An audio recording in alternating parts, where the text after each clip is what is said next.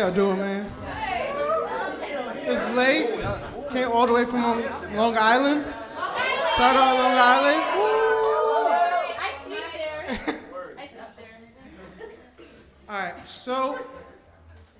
All right, here we go.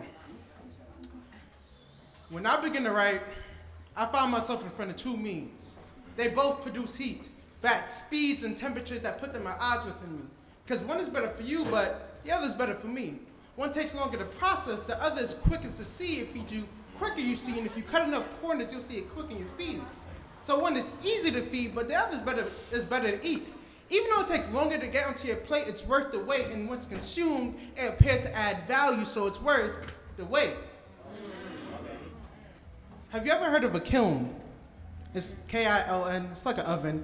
It's used to process a substance through fire.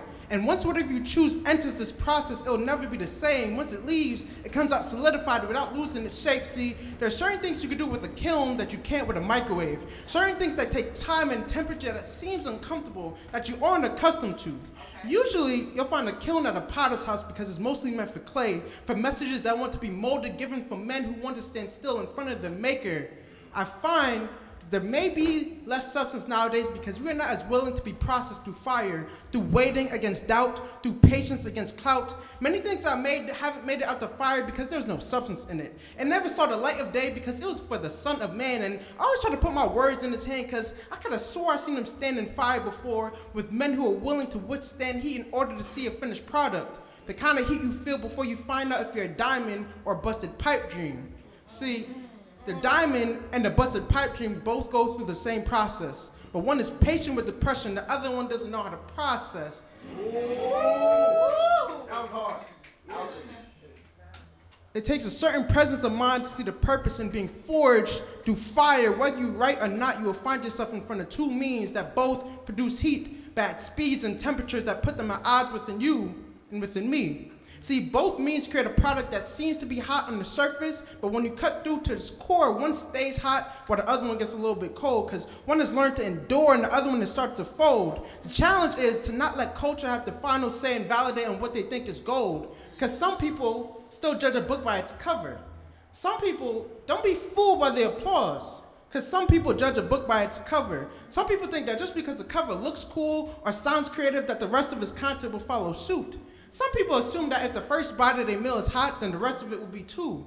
So they end up praising a lukewarm product, which affects me and you, because when we sit down in front of those two means, we start to choose speed over heat, cutting corners instead of being complete, because we don't want to go through the pain and the process of being prepared. It takes too long. It's too uncomfortable. It's too hot.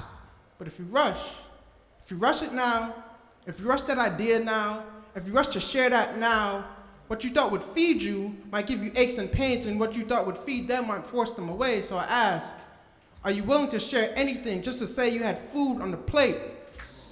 Are you willing to say anything just to step on the stage? That's the difference between going through a kiln and a microwave. There's a metaphor in that somewhere. I hope you can find it. God bless.